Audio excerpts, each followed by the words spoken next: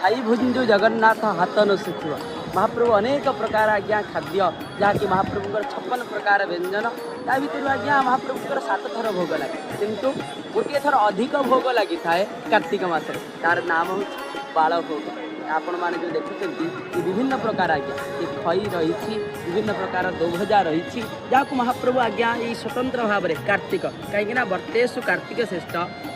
मासेषु कार्तिक श्रेष्ठ मास भितर कार्तिक श्रेष्ठ व्रत भितर कार्तिक श्रेष्ठ महाप्रभुଙ୍କର स्वतंत्र भाव में 35 दिन 30 दिन नुह 35 दिन संपूर्ण भाव में बाल भोग लगे कहीं नाम बाल भोग हबार कारण रही कहीं जगन्नाथ स्वतंत्र भाव में त्रिमुंडी आज्ञा बाल होता देखी संपूर्ण भाव दर्शन करते ये बड़ वीडियो मध्यम जानवे किपरि भाव में कौन होता कौन किपरि भाव में तड़ुच महाप्रभु को दर्शन देते महाप्रभु की आराधना शुणी तापर ये बाल भोगर संस्कृति अनुष्ठित कर बाल भोग